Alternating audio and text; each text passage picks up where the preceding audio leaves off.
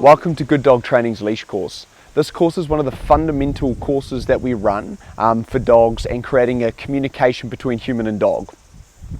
This fundamental building blocks is going to give you access to other courses that we run, other forms of training, and really a step in the right direction to creating a well-behaved dog. Throughout this course, some things we're going to go over are going to be leash conditioning and how to correctly walk a leash on a dog, how to correctly use a leash as a communication tool. We're going to then start to utilize it to teach basic commands. So we're going to go through place, which is go to bed, down, come, and let's go, which is change direction, and a few other little ones in there.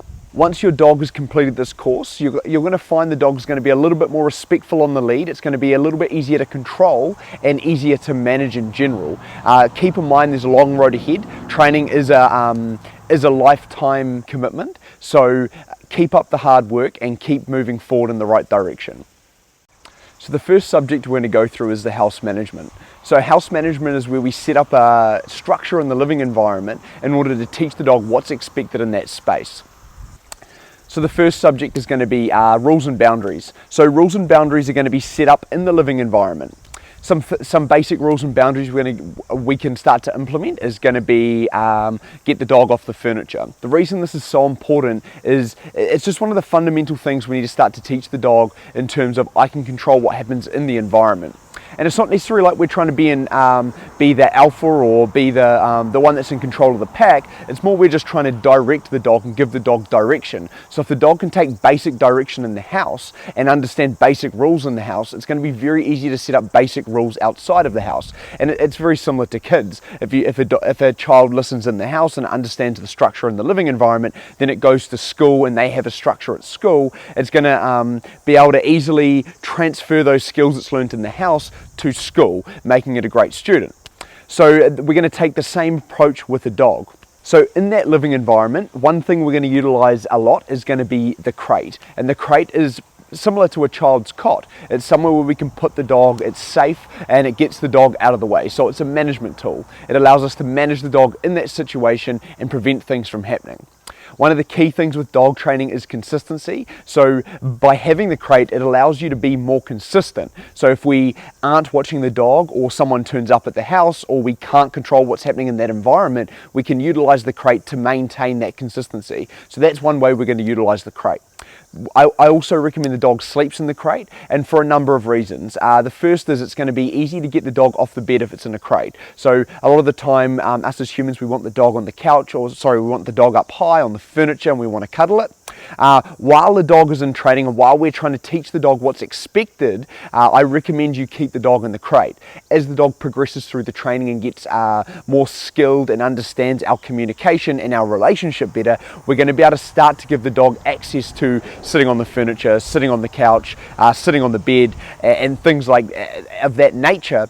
Then we can always go back to our baseline training if anything starts to go out the window. So first we've got to get that baseline training set up. So that crate is going to be a really easy way to start to manage the dog and make this process a lot easier. So one of the key things with the crate training is going to be affection and what we do outside of the crate and how much affection we give the dog outside of the crate. So if we have a dog while the dog's in training and it's starting to learn these fundamental communication skills and fundamental relationship skills, we need to really watch how much affection we're giving the dog in the living environment. And it's not necessarily about how much, more so as when we do and don't give it. Okay, so while the dog's in learning, the dog needs to understand that affection is given on our terms. So the dog can't just walk into me and push it up against me and get affection whenever it wants. And once again, this isn't about necessarily being the alpha or being the dominant one of the relationship.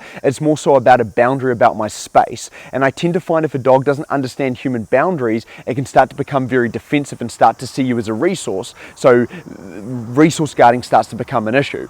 Resource guarding is essentially first right to limited resource. If we don't have boundaries around us, other resources in the environment, the dog can start to take control of those resources, therefore become potentially showing aggression or showing protective instincts around those situations. So having our affection sorted is crucial to the dog not becoming defensive or starting to show aggression or becoming protective over the owner and things in that environment. So the crate is going to be a really easy way to manage that. So if you've got kids in the living environment and it's hard to kind of control when they do and don't give the dog affection, we can utilize the crate as a management system to manage the dog in that situation. So say the kids are giving the dog affection, we can say, hey guys, if you don't start to follow these rules, we're going to have to pop Gemma away in the crate, and Gemma can't come out until you start to follow those boundaries. So we can use it as a way of punishing the kids, not the dog. We're not punishing the dog in the situation, we're using it as a way to punish the kids.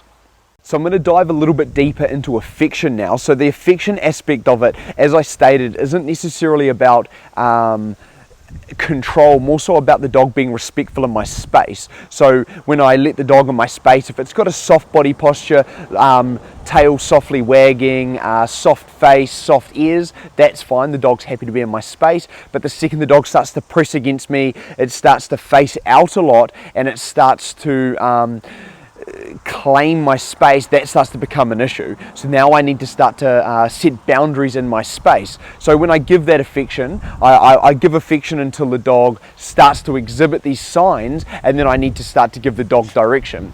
A really easy way initially for the first 2 or 3 weeks of training is to make the dog work for every bit of affection. So I make the dog sit, I make the dog lay down, I make the dog do something, then it gets affection, and it just really helps set that guideline. It's not necessarily a necessity, but it is easy while humans are starting to learn these new communication skills with the dog.